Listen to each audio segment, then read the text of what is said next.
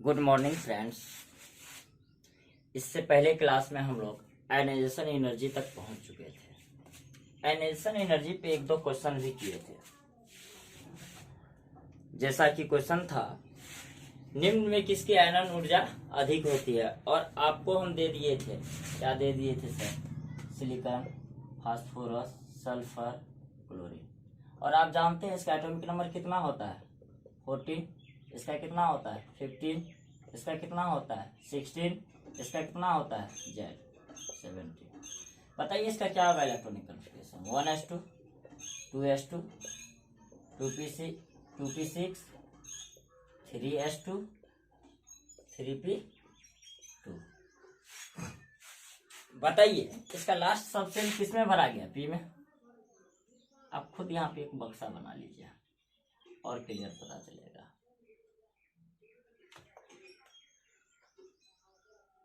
Clear है? चलिए इसका भी कर लेते हैं। इलेक्ट्रॉनिक कॉन्फ़िगरेशन सीख चुके हैं हम लोग पहले ही क्लास में। इससे पहले ही वीडियो का आप लोग देख सकते हैं। फिर से 1s2, इसका क्या होगा? 1s2 15 है तो 15 इलेक्ट्रॉन होगा, 15 भर देंगे। 1s2, 2s2, 2p6, 3s2, 3p3। इसमें कितना इलेक्ट्रॉन हो गया? 3। चलिए ये सब क्या होगा? सेम होगा। यहाँ क्या हो जाएगा? 3p4। इसमें क्या हो जाएगा? सब चीज यही रहेगा। और यहाँ क्या हो जाएगा? 3p5। अब देखिए हमको यही 4 में देखना है सबसे ज्यादा स्टेबल कौन है। जो सबसे ज्यादा स्टेबल होगा, क्योंकि स्टेबिलिटी क्या होता है सर? स्टेबिलिटी जो होता है डायरेक्टली प्रोपोर्शनल किसका होता है? आयनाइजेशन एनर्जी का। आयनाइजेशन एनर्जी वह होता है किसी भी एलिमेंट के बाहरी कक्षा के इलेक्ट्रॉन को निकालने के लिए हम जो ऊर्जा उसको देते हैं, वो ऊर्जा जो होता है वही ऊर्जा को हम क्या कहते हैं? आयनाइजेशन एनर्जी कहते हैं। क्लियर है? देखिए यानी कि स्टेबिलिटी जिसका ज्यादा होगा उसका आयनाइजेशन एनर्जी ज्यादा होगा। यानी हम कह सकते हैं जिसका स्टेबिलिटी सर कम होगा उसका आयनाइजेशन एनर्जी कम होगा। अब एक चीज बताइए, हम और एक रिलेशन इसमें दिए हुए थे, कल की क्लास में आप लोग देखे होंगे। तो आयनाइजेशन एनर्जी जो होगा सर इनवर्सली प्रोपोर्शनल किसका होगा? एटॉमिक साइज का। एटॉमिक साइज का यानी एटॉमिक साइज इंक्रीज करेगा, आयनाइजेशन एनर्जी क्या होगा सर?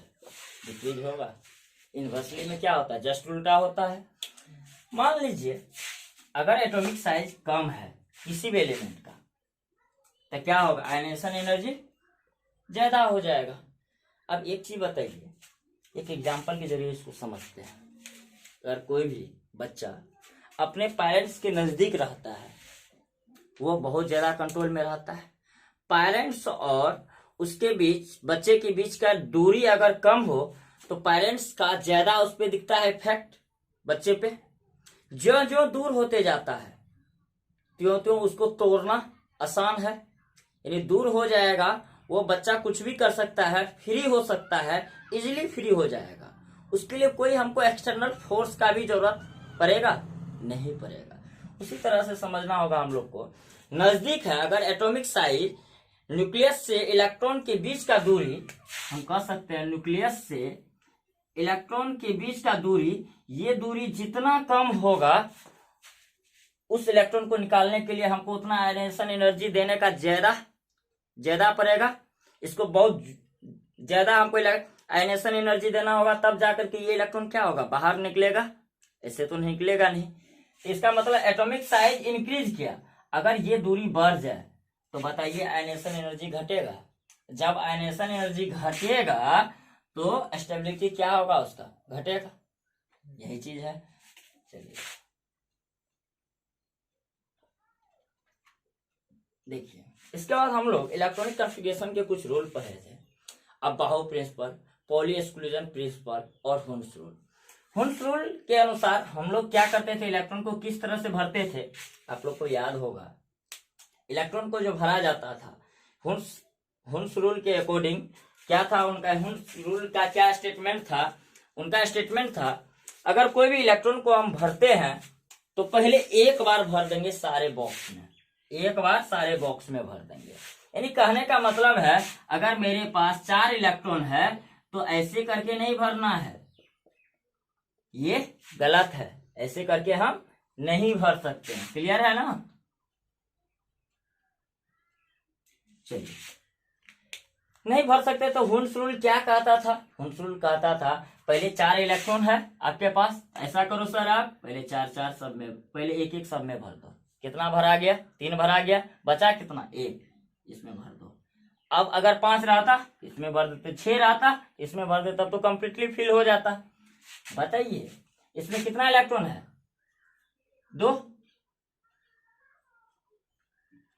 इसमें कितना है? इसमें कितना है? 4। इस तरह से भर देंगे। चलिए 5 है तो इसको कैसे भरेंगे?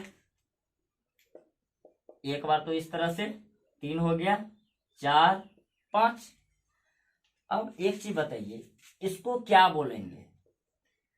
कंप्लीटली तो है नहीं, ना हाफ फिल्ड है, ना कंप्लीट हुआ है, तो इसको इनकम्प्लीटली बोल सकते हैं। और ये देखिए, इसको इनकम्प्लीटली फील्ड इलेक्ट्रॉनिक कॉन्फ़िगरेशन बोलेंगे। ये बताइए ये कैसा है? ये हाफ फील्ड है, सब में देख रहे हैं एक इलेक्ट्रॉन भरा हुआ है, एक इलेक्ट्रॉन और अगर तीनों में भर दें तो फुलफिल हो जाएगा। तो इसको क्या बोल देंगे? Half field electronic configuration. इसको क्या बोलेंगे? बताइए। हाफ फील्ड तो है, हाफ फील्ड के बाद इसमें भी भरा गया, यानी ज्यादा, मतलब हाफ फील्ड तो स्टेबल तो होगा ही चारों। अब एक चीज बताइए, मान लीजिए इस साइड भी सेम बजट दिए, इस साइड भी सेम बजट दिए, तो दोनों क्या होगा? तब बैलेंस रहेगा। तब क्या होगा? ये बैलेंस रहेगा। अगर एक साइड ज्यादा हो गया, क्या ये अनबैलेंस हो जाएगा? तो हम कह सकते हैं क्या होगा? Incompletely field electronic configuration. इसको भी हम क्या बोलेंगे? सेम। हाफ फील्ड तो है नहीं, ये हाफ फील्ड दिख रहा है? नहीं दिख रहा है, क्योंकि दोनों बॉक्सा में एक इलेक्ट्रॉन और भरा हुआ है, पेयरिंग हो चुका है। इसको भी क्या बोलेंगे? Incompletely field electronic configuration. अब ये बताइए, आयनेशन एनर्जी सबसे ज्यादा स्टेबल कौन होगा इसमें? हम तो आपको पहले ही बताए थे इसका ऑर्डर क्या होगा। इसका ऑर्डर होगा, पहले फुल फील्ड इलेक्ट्रॉनिक कॉन्फ़िगरेशन का क्या होगा? आयनेशन एनर्जी क्या होगा? ज्यादा होगा। उसके बाद किसका होगा? हाफ फील्ड इलेक्ट्रॉनिक कॉन्फ़िगरेशन का। उसके बाद किसका होगा? इनकम्प्लीटली फील्ड इलेक्ट्रॉनिक कॉन्फ़िगरेशन का। ये चार्ट तो हम आपको पहले ही बता चुके हैं, इस चार्ट पे सेट कीजिए। बताइए, इनकम्प्लीटली फील्ड इलेक्ट्रॉनिक कॉन्फ़िगरेशन है तो उसका क्या होगा? आयनेशन एनर्जी ये कम स्टेबल है। अगर स्टेबिलिटी कम है तो आयनेशन एनर्जी क्या होगा? इसका कम होगा। जो स्टेबल ज्यादा होगा उसका आयनेशन एनर्जी ज्यादा होगा। बताइए इस 4 में सबसे ज्यादा कौन स्टेबल है? हम कह सकते हैं फास्फोरस जो है सर, ये सबसे ज्यादा स्टेबल है, क्योंकि ये हाफ फील्ड है सर। क्या है? हाफ फील्ड है। और बाद बाकी जितने भी है वो सारे क्या है? इनकम्प्लीटली है। तो हम कह सकते हैं कल जो क्वेश्चन लास्ट में जाते जाते जो डिस्कस किए थे, उसका क्या सही जवाब होगा? फास्फोरस। उसी तरह से आप एक और दिए थे, वो था आपको इनर्ट गैस वाला, इनर्ट गैस का था। तो हीलियम का न्यूक्लियस का साइज क्या होता है? छोटा होता है। उसमें तो सारा फुलफिल होगा। नोबल गैस के आउटर सेल जो होते हैं सारे फुलफिल होते हैं। जब वो फुलफिल हो जाएगा तब तो सब में तो स्टेबिलिटी तो सबका तो सही वही रहेगा, लेकिन बदलेगा क्या उसमें? देखिए, हीलियम, हाइड्रोजन के बाद हीलियम आता है, ये दूसरा नंबर का एलिमेंट है। इसके बीच का न्यूक्लियस साइज जो होगा वो क्या होगा? छोटा होगा। हम पढ़े हैं इन पीरियोडिक टेबल में आयनेशन एनर्जी का क्या होता है। जब हम आवर्त में चलते हैं, किसमें चलते हैं? आवर्त में चलते हैं, तो क्या होता है? एटॉमिक साइज क्या होता है? डिक्रीज करता है, घटता है। जब एटॉमिक साइज डिक्रीज करेगा तो स्टेबिलिटी क्या होगा? इंक्रीज करेगा। जब स्टेबिलिटी इंक्रीज करेगा तो आयनेशन एनर्जी क्या होगा? इंक्रीज करेगा। उसी तरह हम डाउन द ग्रुप जब ऊपर से नीचे की ओर चले तो एटॉमिक साइज क्या हुआ मेरा, इंक्रीज हुआ। जब एटॉमिक साइज इंक्रीज हो रहा है, जब ऑलरेडी इलेक्ट्रॉन न्यूक्लियस से दूर जा रहा है, तब हम क्या कर सकते हैं, जब न्यूक्लियस से ऑलरेडी दूर है इलेक्ट्रॉन, तो उस इलेक्ट्रॉन को निकालने के लिए हमें ज्यादा एनर्जी देने की आवश्यकता तो है नहीं, तो वहां पे क्या होगा, आयनेशन एनर्जी क्या हो जाएगा, कम हो जाएगा। चलिए आप लोग इसको नोट डाउन कर लीजिए, तब तक ये कल का डिस्कशन था, उसके बाद आगे का क्लास। नेक्स्ट पॉइंट पे आते हैं।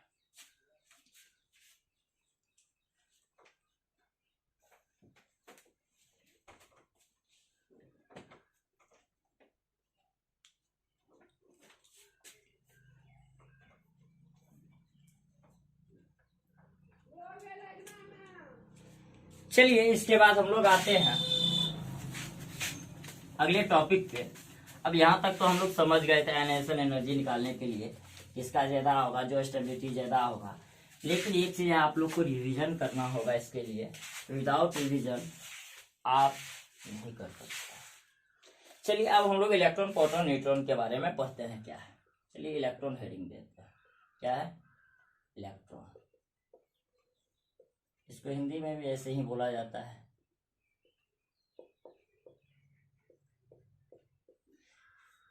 चलिए इलेक्ट्रॉन पे चार्ज कौन सा होगा, लिखिए इलेक्ट्रॉन पे चार्ज ऑफ इलेक्ट्रॉन क्या होगा, निगेटिव। अब तो जानते हैं क्या होगा, निगेटिव। यानी इलेक्ट्रॉन पे आवेश कैसा होता है, ऋणात्मक होता है। हम लोग पहले जब न्यूक्लियस पढ़े थे उस टाइम भी बताए थे, इलेक्ट्रॉन पे कैसा होता है, ऋणात्मक। प्रोटॉन पे कैसा होता है, धनात्मक होता है। न्यूट्रॉन पे कोई भी चार्ज नहीं होता है। चलिए इस पे चार्ज होता कितना है, चलिए इस चार्ज का वैल्यू लिख लेते हैं। आवेश होता क्या इतना है, चार्ज ऑफ इलेक्ट्रॉन कितना होता है, -1.6 इंटू 10⁻⁻19 कूलम। क्लियर है।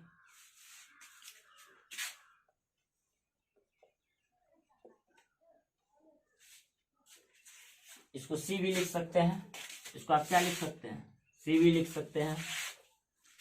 चलिए इसके बाद इलेक्ट्रॉन के आवेश के बारे में मिलिकन ने तेल की बूंदों वाले परीक्षण से बताया था। देखिए इलेक्ट्रॉन के आवेश के बारे में किसने बताया था, इलेक्ट्रॉन के आवेश के बारे में यानी चार्ज के बारे में किसने बताया था, मिलिकन ने बताया था। मिलिकन ने किस एक्सपेरिमेंट के जरिए बताया था, तेल की बूंदों वाली,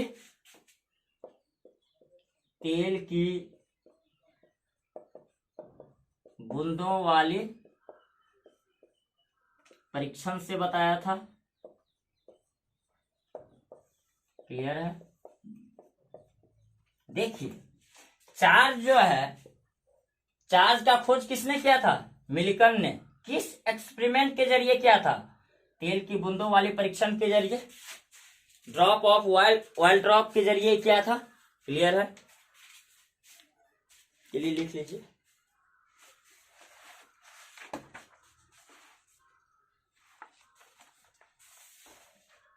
चलिए इसके बाद क्या है, मास क्या होगा इसका, मास ऑफ इलेक्ट्रॉन क्या हो जाएगा, mass of electron 9.1 into 10⁻⁻31 kg।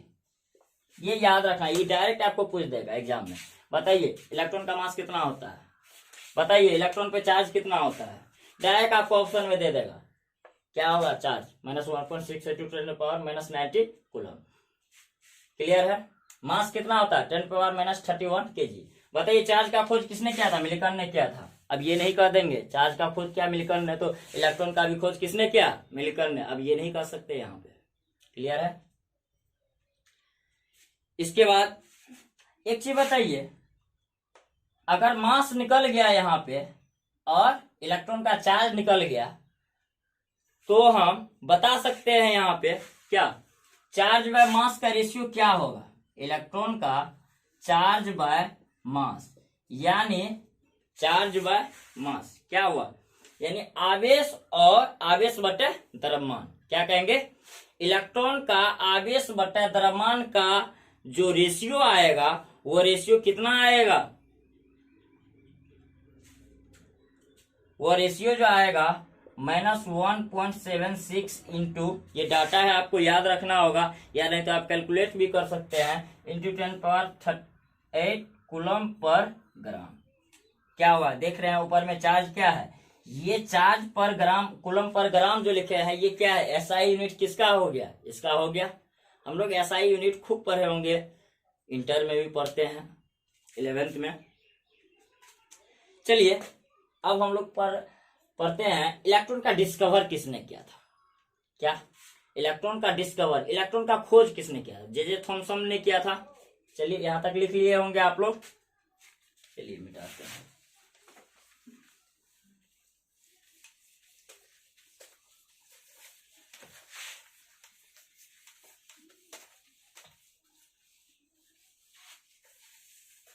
चलिए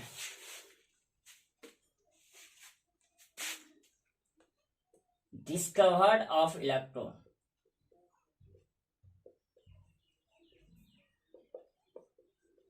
यानी इलेक्ट्रॉन का खोज। इलेक्ट्रॉन का खोज किसने किया था, जे थॉमसन। आपको डायरेक्ट पूछ लेगा, बताइए इलेक्ट्रॉन का डिस्कवर किसने किया था, खोज किसने किया था, जे थॉमसन ने किया था। लेकिन चार्ज का खोज किसने किया था, मिल्टन ने किया था, तेल की बूंदों वाली एक्सपेरिमेंट के जरिए किया था। क्लियर है यहां तक। अब एक चीज आप जानते हैं, हम आपको पहले ही बताए, आपका कोई भी बॉन्ड का फॉर्मेशन होता है, आप देख रहे हैं उसमें किसका रोल हो रहा है, वैलेंस इलेक्ट्रॉन का, कोर इलेक्ट्रॉन का कोई रोल नहीं है।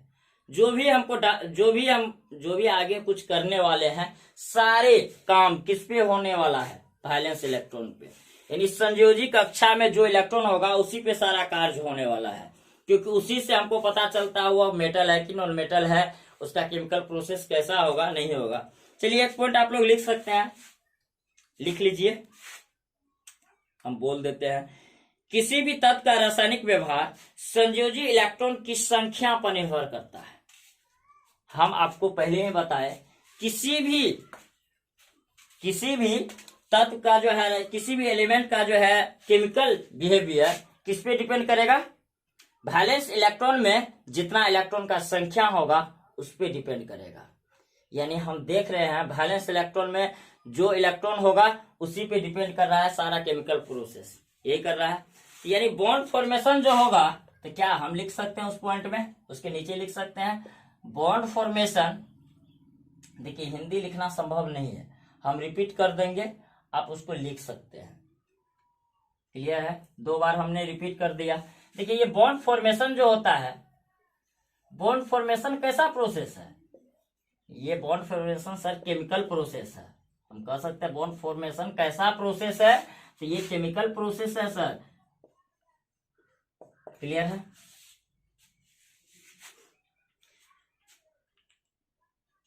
देखिए इलेक्ट्रॉन के पास कणीय तरंग की द्वि प्रकृति होती है। इलेक्ट्रॉन के पास क्या होता है, इलेक्ट्रॉन के पास कणीय तरंग की द्वि प्रकृति होती है। द्वि प्रकृति का कहने का मतलब डुअल नेचर। क्या होता है, डुअल नेचर, जिसमें 2 प्रकार का नेचर हो। कितने प्रकार का नेचर हो, 2 प्रकार का। देखिए आप जानते हैं इसका मास तो बहुत कम होता है, इसलिए वह चक्कर लगाता है। इलेक्ट्रॉन के पास द्विकणीय प्रकृति का मतलब है कि इसके पास मास जो है बहुत कम है। अब मास कम है तो हम ये नहीं कह सकते हैं वॉल्यूम 0 होगा, नहीं बोल सकते हैं। क्लियर है, वॉल्यूम को हम 0 नहीं कर सकते हैं। और द्विकणीय है तो इसका मतलब क्या होगा, एक वेव होगा एक पार्टिकल होगा, एक वेव एक पार्टिकल। पार्टिकल का मतलब कण होता है, ये कण की तरह भी बिहेव करता है और तरंग की तरह भी बिहेव करता है। चलिए यहां तक क्लियर होगा, लिख लीजिए।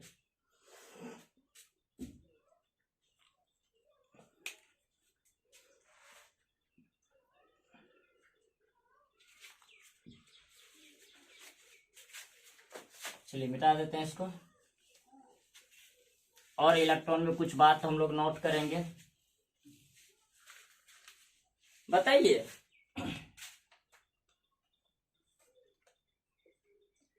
इलेक्ट्रॉन के चक्रण, इलेक्ट्रॉन जो भरते हैं हम, इलेक्ट्रॉन के चक्रण के दौरान जब उसमें हम फिल करते हैं, हम लिख सकते हैं इलेक्ट्रॉन के चक्रण, चक्रण मतलब हम जो भरते हैं इलेक्ट्रॉन क्लॉकवाइज एंटी क्लॉकवाइज, चक्रण के दौरान सारी ऊर्जा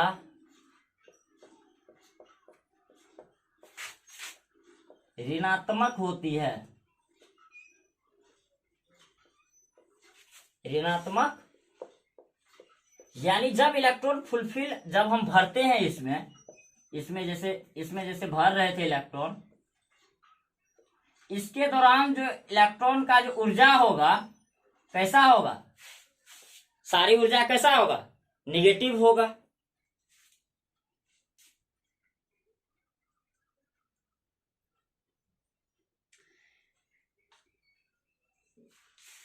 एंटी पार्टिकल ऑफ इलेक्ट्रॉन को क्या कहते हैं, एंटी पार्टिकल ऑफ इलेक्ट्रॉन को क्या बोलेंगे,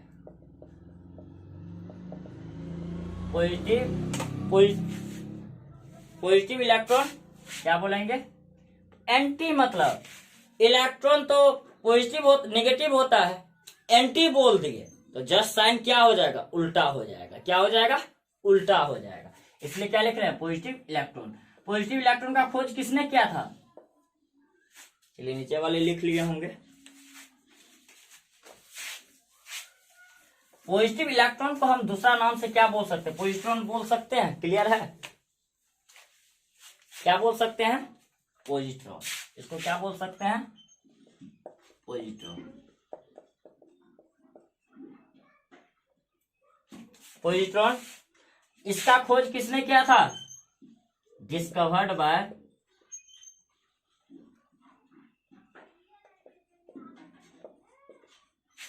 एंडरसन है, डिस्कवर्ड बाय एंडरसन।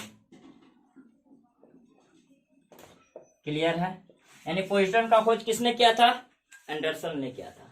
चलिए एक चीज हम लोग सीखेंगे, अब थोड़ा सा वो लिख लीजिए इसको, और वो थोड़ा इंपॉर्टेंट होगा, थोड़ा समझने वाला होगा। अब जो पार्ट हो गया होगा क्लियर यहाँ तक। देखिए, इलेक्ट्रॉन के चक्रण के दौरान ऊर्जा क्या होगा, निगेटिव होगा।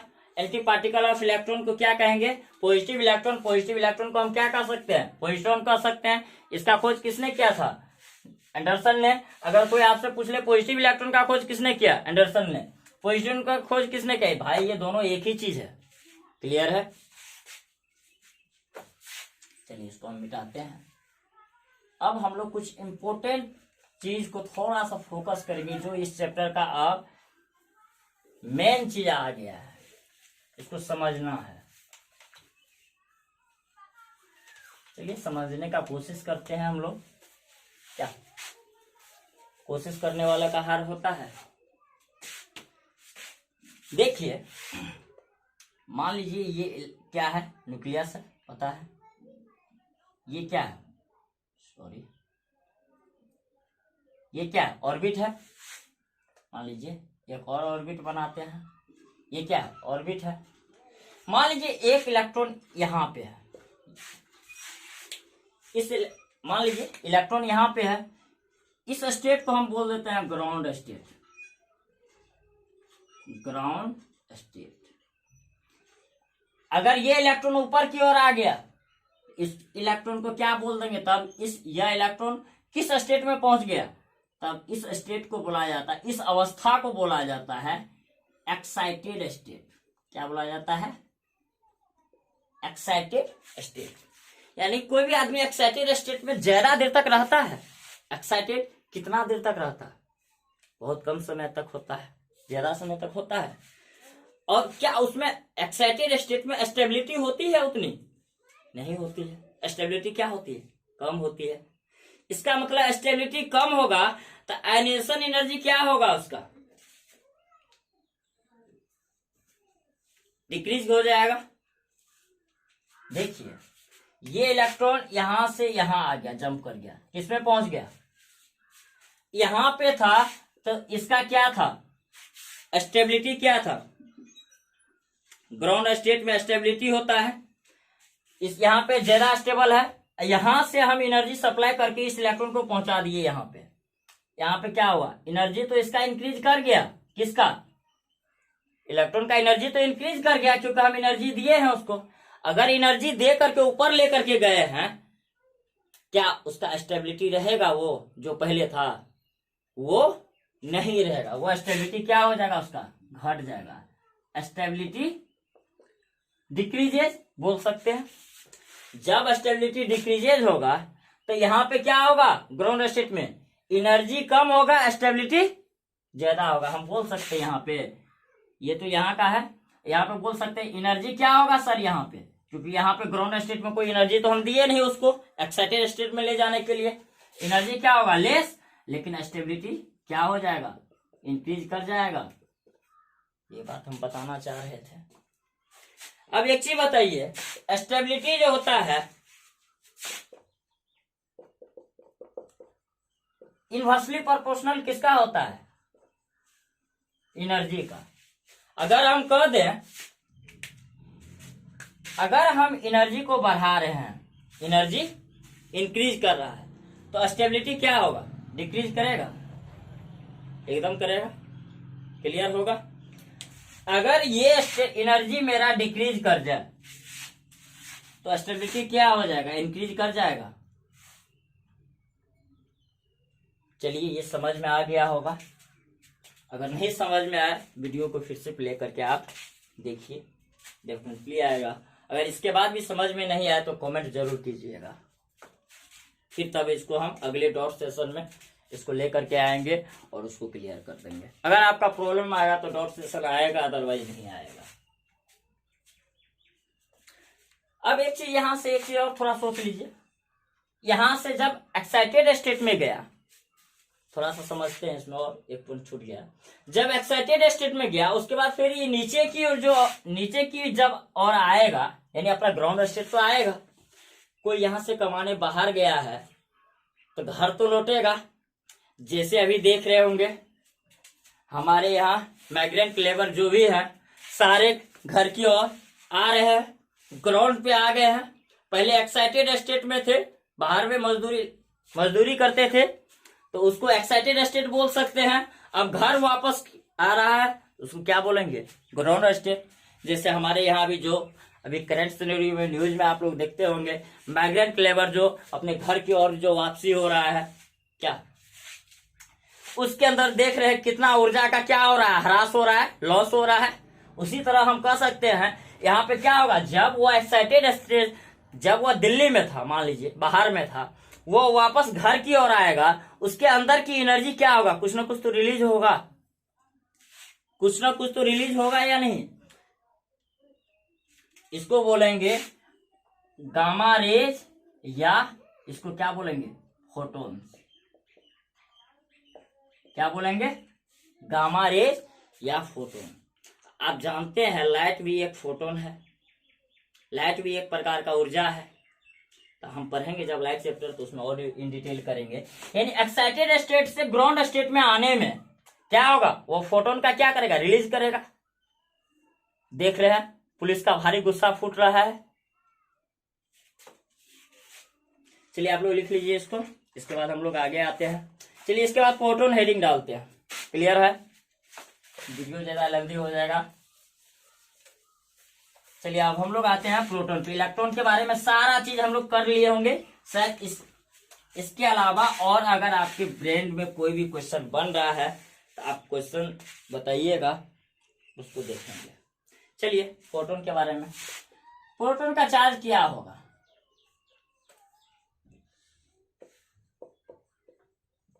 प्रोटॉन पे चार्ज क्या होगा बताइए, चार्ज क्या होगा, इसका आवेश कितना होगा, आवेश कितना होगा, उसमें माइनस था तो इसमें क्या हो जाएगा, प्लस 1.6 इंटू 10⁻⁻19।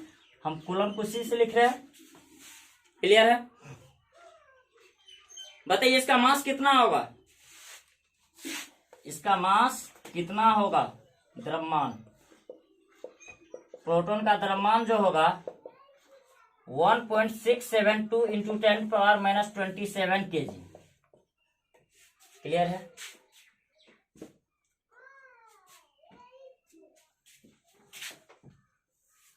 देखिए 9 है, सॉरी ये 19 होगा, ये स्लिप ऑफ माइंड होते रहता है। चलिए देखिए, हम लोग द्रव्यमान इसका पढ़ लिए। बताइए इसका भी प्रोटॉन का जिस तरह इलेक्ट्रॉन में हम लोग चार्ज बाय मास निकाले थे, उसी तरह इसमें चार्ज बाय मास क्या होगा, कैलकुलेट कीजिए आप लोग। चार्ज बाय मास का रेशियो क्या होगा?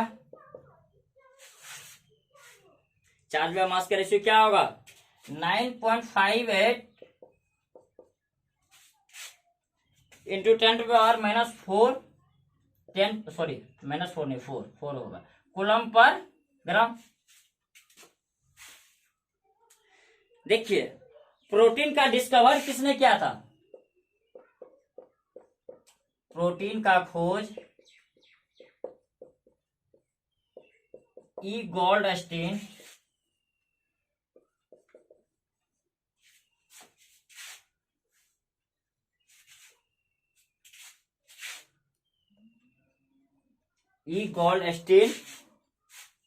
ने की थी।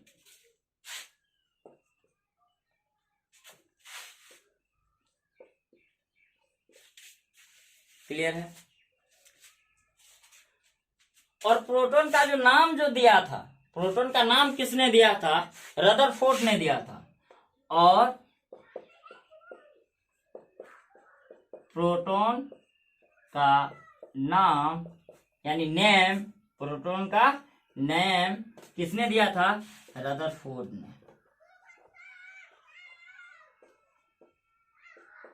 ने दी थी। यानी देखिए प्रोटीन का नाम किसने दिया था? रदरफोर्ड ने दिया था। लेकिन प्रोटीन का खोज किसने किया था? ई गोल्डस्टीन ने किया था।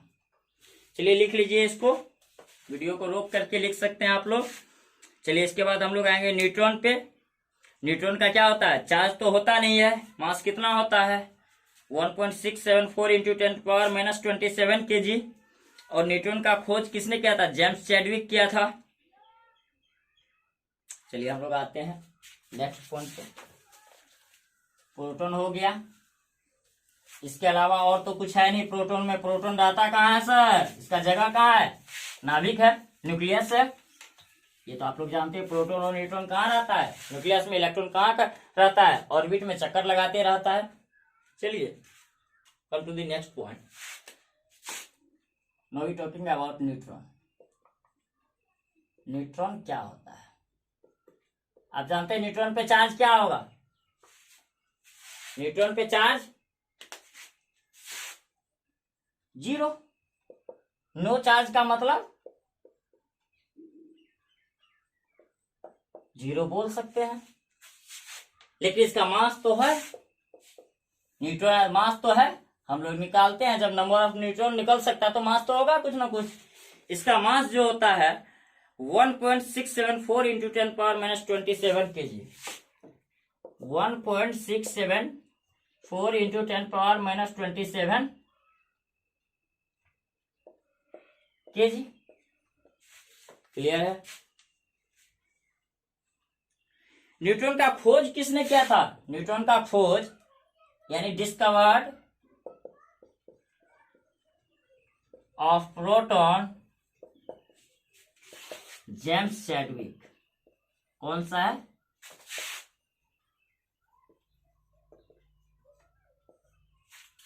James Chadwick. यही था मेरा इलेक्ट्रॉन, प्रोटॉन, न्यूट्रॉन के बारे में। और थोड़ा सा नोट करके हम लोग कुछ पॉइंट को डिस्कस कर लेंगे। चलिए पहला नोट में लिखते हैं। देखिए सबसे भारी कौन होता है इलेक्ट्रॉन, प्रोटॉन, न्यूट्रॉन में? सबसे भारी कौन सा होता है? न्यूट्रॉन होता है। इसका ऑर्डर हम लिखा देते हैं, इलेक्ट्रॉन, प्रोटॉन और न्यूट्रॉन। सबसे ज्यादा भारी कौन होगा? न्यूट्रॉन, उसके बाद प्रोटॉन, उसके बाद इलेक्ट्रॉन। यानी इलेक्ट्रॉन हल्का है इसलिए ऑर्बिट में चक्कर लगाता है। अगर भारी रहता तो कहाँ रहता है ये इलेक्ट्रॉन? न्यूक्लियस में ऑब्वियसली है।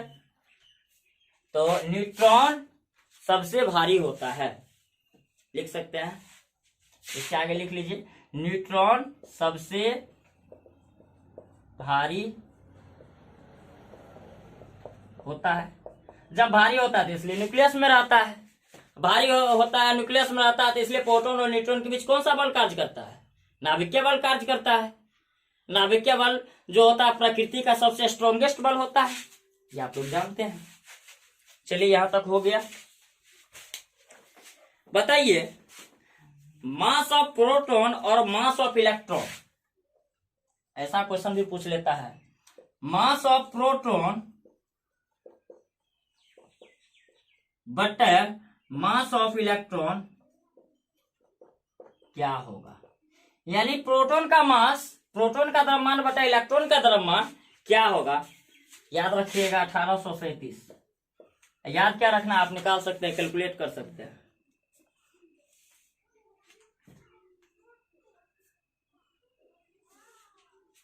सॉरी, ये आपको प्रोटॉन नहीं न्यूट्रॉन होगा। न्यूट्रॉन का खोज किसने किया था? जेम्स चैडविक ने किया था। अब बताइए, जब मास ऑफ प्रोटॉन बटा मास ऑफ इलेक्ट्रॉन को 1837 लिखे, तो मास ऑफ न्यूट्रॉन बटा मास ऑफ इलेक्ट्रॉन क्या होगा?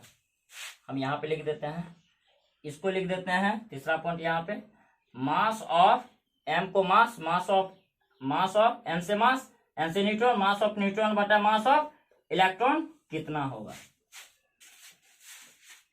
ये होगा 1839, 1839।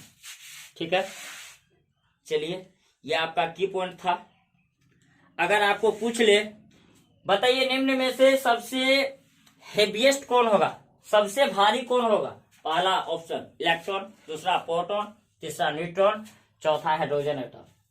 अब ये मत सोचिएगा एक आ गया हाइड्रोजन एटम, चलो हाइड्रोजन एटम को हम लोग टिक कर देते क्योंकि कुछ नया आ गया, पर है तो है इलेक्ट्रॉन, प्रोटॉन, न्यूट्रॉन, इसलिए ऐसा गलती हम लोग नहीं करेंगे। भारी कौन होता है? न्यूट्रॉन जो होता है सबसे भारी होता है, हेवीएस्ट, और जानते इसलिए वो न्यूक्लियस में रहता है, जो न्यूक्लियस में रहेगा वो भारी होगा। चलिए यहां तक क्लियर है सबको। इसके बाद आते हैं आइसोटॉप्स, यानी समस्थानिक।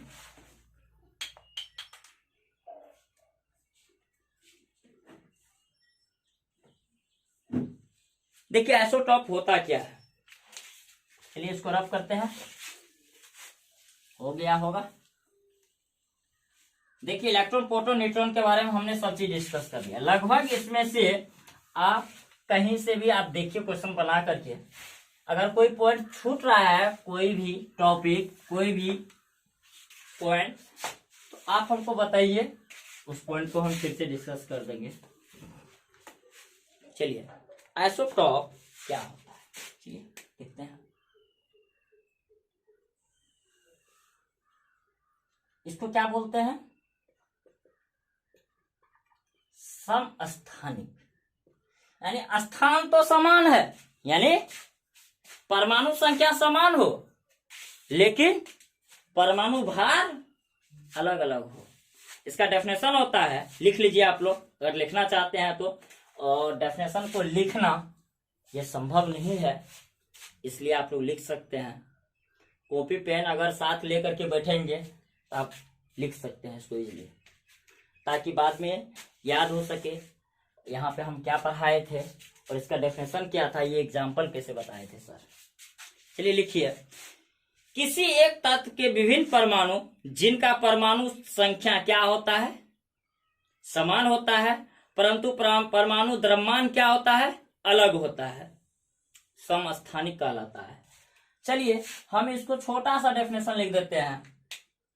सेम क्या होना चाहिए? समान क्या होना चाहिए? कोई भी एलिमेंट का समान क्या होना चाहिए? Atomic number. क्या होना चाहिए? Atomic number. इसको क्या कहते हैं? परमाणु संख्या। परमाणु संख्या। डिफरेंट क्या होना चाहिए सर? जब सेम एटॉमिक नंबर होगा तो वो तो एक ही एलिमेंट होगा, दो एलिमेंट तो होगा नहीं। अगर परमाणु संख्या समान है तो इसका मतलब एक ही एलिमेंट के भार अलग अलग होंगे, तो डिफरेंट क्या होगा? डिफरेंट जो होगा क्या होगा? Atomic mass. क्या होगा? Atomic mass. इसको क्या कहते हैं? परमाणु द्रव्यमान। इसको ए के द्वारा निरूपित करते हैं, इसको जेड के द्वारा। आप लोग पहले ही जानते हैं। बताइए, जैसे हाइड्रोजन का 3 समस्थानिक होते हैं, हाइड्रोजन 1 हाइड्रोजन 1 2, हाइड्रोजन ही इसका एग्जाम्पल है, हाइड्रोजन 1 3। बताइए इसका भार कितना है? 1। एटॉमिक मास कितना है? 1 2 3। इसका देखिए जेड कितना है? ये तो जेड होता है, ये ए होता है, हम पहले ही बता चुके हैं। पहले ही वीडियो में आप देखिएगा, आपको समझ में आ जाएगा जेड किसको कहते हैं, ए किसको कहते हैं। ये जेड हो गया, ये ए हो गया। बताइए यहाँ पे ए का वैल्यू चेंज हो रहा है, 2 हो गया। यहाँ पे क्या हो रहा है? 3 हो गया। आप देख रहे हैं क्या चीज डिफरेंट हो रहा है? Atomic mass. सेम क्या है? 1 1 1। क्या है? Atomic number. जब ये एटॉमिक नंबर सेम हो जाए और एटॉमिक मास डिफरेंट हो जाए, उस एलिमेंट को हम क्या कहेंगे? समस्थानिक, यानी आइसोटॉप। क्लियर है? यानी जिसका परमाणु संख्या क्या हो? समान हो, लेकिन परमाणु भार भिन्न भिन्न हो, तो क्या होगा? उसको कहेंगे समस्थानिक। अब बताइए इसमें number of proton, number of electron आप लोग निकाल सकते हैं और वैलेंस इलेक्ट्रॉन भी बता सकते हैं। और ये जो एलिमेंट होता है, ये रेडियो एक्टिव एलिमेंट है, रेडियो एक्टिव। और जब हम लोग फिजिक्स को पढ़ेंगे ना, फिजिक्स पढ़ेंगे लाइट चैप्टर, उसमें हम लोग समझेंगे रेडियो एक्टिव क्या होता है। इसको कहते हैं रेडियो एक्टिव। ये क्या होता है? Radio active. इसको कहते हैं हिंदी में रेडियो सक्रिय। क्लियर है ना? इसको कहते हैं रेडियो सक्रिय। बताइए इसमें क्या होगा? नंबर ऑफ प्रोटॉन क्या होगा? केमिस्ट्री है तो क्या कैलकुलेशन नहीं करेंगे? करेंगे। नंबर ऑफ इलेक्ट्रॉन क्या होगा? नंबर ऑफ इलेक्ट्रॉन क्या होगा? नंबर ऑफ इलेक्ट्रॉन क्या होगा? हम निकाल सकते हैं। प्रोटॉन बताइए इसमें क्या होगा? जेड कितना है? 1। तो पी कितना होगा? 1 1। बताइए इसमें क्या होगा? 1 होगा। इसमें जेड कितना है? 1 1 होगा। बताइए इलेक्ट्रॉन का संख्या क्या होगा? जब इस पे चार्ज तो है नहीं, कुछ चार्ज है, कुछ नहीं है। हम पहले ही बताए, जब चार्ज नहीं हो तब इलेक्ट्रॉन का संख्या यानी जेड जितना होगा उतना ही पी होगा और उतना ही ई होगा। हम बता सकते हैं सर तीनों में इलेक्ट्रॉन का संख्या क्या होगा? 1 1 होगा। तो भाई इसका मतलब, अब एक चीज बताइए, मास का कोई इलेक्ट्रॉन से लेना देना है? मास का कोई इलेक्ट्रॉन से लेना देना तो है नहीं। मास बराबर क्या होता है? एटॉमिक मास जब निकालते थे, प्रोटॉन की संख्या प्लस न्यूट्रॉन की संख्या को जब ऐड कर देते थे, तब क्या निकल के आ जाता था? मास। लेकिन इसमें नंबर ऑफ न्यूट्रॉन अलग अलग होगा, डेफिनेटली होगा या नहीं? उसी के कारण तब ये वेट मास चेंज हो रहा है। नंबर ऑफ न्यूट्रॉन क्या होगा? बताइए। यहाँ पे न्यूट्रॉन का संख्या कितना होगा? ए माइनस जेड कीजिए, 1 - 1। यहाँ पे न्यूट्रॉन 0 हो गया। यहाँ पे न्यूट्रॉन कितना हो गया? 2 में से 1। न्यूट्रॉन की संख्या बराबर क्या करते? ए माइनस जेड करते हैं। क्या हो जाएगा? 1। यहाँ पे 3 - 1 क्या हो गया? 2। बताइए सारे 1 1 है तो कौन सा सेल में होगा? 1s1 1s1 1s1 यही होगा। तो सेल का नाम क्या हो जाएगा? के सेल होगा। चलिए इसको आप लोग नोट डाउन कर लीजिए, तब तक वीडियो को रोक करके लिख सकते हैं। चलिए इसके बाद हम लोग आगे आएंगे आइसोबार पे, उसके बाद आइसोटॉन्स पे आएंगे, उसके बाद क्लास को खत्म करेंगे यहीं पे। चलिए इसको मिटाते हैं।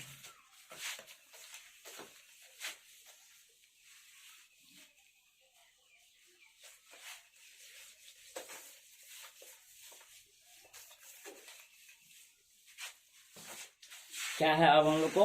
आइसोबार, समभारित। आइसोबार मतलब सम भारित। भारित मतलब भार समान। क्या चीज होना चाहिए? भार समान होने। सम मतलब समान, भारित मतलब भार। आप लोग तोड़िए इस अक्षर को तोड़ करके, समान क्या होना चाहिए? भार होना चाहिए। उसको क्या कहेंगे? समभारित कहेंगे। देखिए इसमें हम बोल सकते हैं क्या समान होना चाहिए, डिफरेंट क्या होना चाहिए। अगर ये चीज समझ गए तो क्या डेफिनेशन को याद रखना जरूरी है?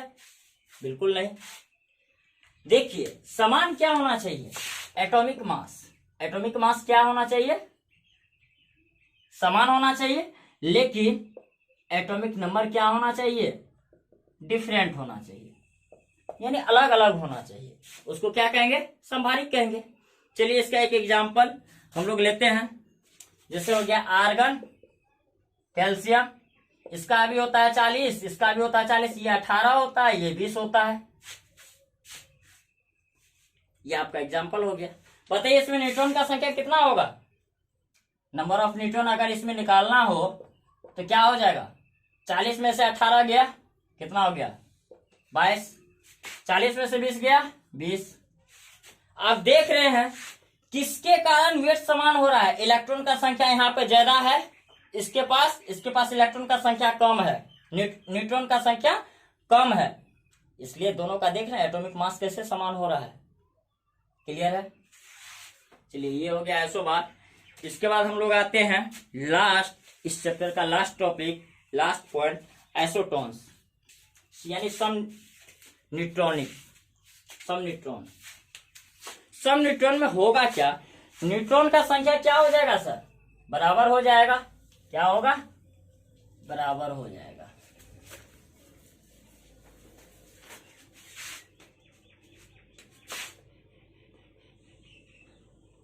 आइसोटोन मतलब सम न्यूट्रॉन, न्यूट्रॉन है इसका मतलब सम मतलब समान, न्यूट्रॉन मतलब न्यूट्रॉन। जैसे अगर हम आइसोटोन पूछ रहे हैं, इसका मतलब सम सेम होना चाहिए, क्या होना चाहिए, न्यूट्रॉन का संख्या सेम क्या होना चाहिए सर, न्यूट्रॉन का number of neutron.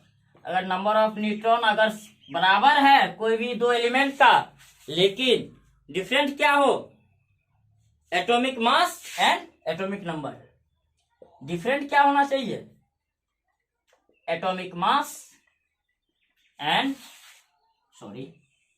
Atomic mass और क्या होना चाहिए, एटॉमिक नंबर, यानी परमाणु संख्या और परमाणु भार क्या होना चाहिए, डिफरेंट। लेकिन उसमें उस दो एलिमेंट में अगर जब हम दो डिफरेंट परमाणु संख्या आ रहा है, इसका मतलब दो अलग अलग तत्व होगा, जब दो अलग अलग तत्व होगा उसमें न्यूट्रॉन का संख्या भी तो अलग अलग हो सकता है, लेकिन इसमें क्या होना चाहिए, उसी को कहेंगे आइसोटोन, जिसमें न्यूट्रॉन का संख्या उन दो एलिमेंट में बराबर हो।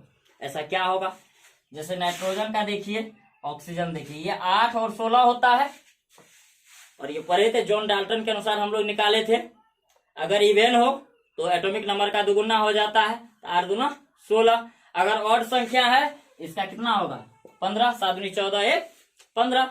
बताइए इसके बीच न्यूट्रॉन का नंबर ऑफ न्यूट्रॉन कितना होगा, चेक कर लेते हैं, 5 3 8। क्लियर है। 15 में से 7 गया, कितना हो गया 8। बताइए इसके बीच कितना है 8, दोनों के बीच सेम नंबर ऑफ न्यूट्रॉन है, हम कह सकते हैं ये आइसोटोन्स है। आपको इसी तरह से एग्जाम में क्वेश्चन पूछ देता है, आपको तो डायरेक्ट पूछ देता है बताइए आइसोटोन्स में क्या समान होता है, ऐसा क्वेश्चन आता है। बस आपको कॉन्सेप्ट क्लियर होना चाहिए। एक एग्जाम्पल वहां पे दे देगा, आइसोटोन्स निम्न में कौन सा होगा, ऐसा ऐसा ऑप्शन दे दे 4 ठो, मान लीजिए ये ऑप्शन हो गया, ऐसा और दे दे कोई पेयर करके, और इसी तरह से तीसरा दे दे, चौथा दे दे, आप उसमें न्यूट्रॉन का संख्या चेक कर सकते हैं ना। अगर न्यूट्रॉन का संख्या चेक कर लिए, इसमें हो गया, मान लीजिए अभी एक लिए थे हम लोग आर्गन 18, अच्छा आप लोग बताइए ये आइसोटोन्स है या नहीं, 18 40, कैल्शियम लेते हैं 20 40। बताइए ये आइसोटोन्स होंगे, ये आइसोटोन्स होंगे,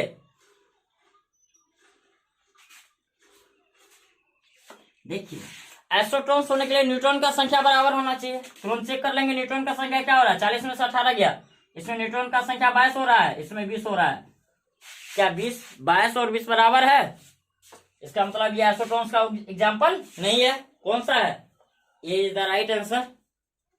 इस तरह से आपके एग्जाम में क्वेश्चन खूब आते हैं, आप लोग कोशिश कीजिएगा। और ये चैप्टर मेरे साइड से खत्म हो चुका है, इस पे बहुत सारे क्वेश्चन को हम लोग लेकर के आएंगे।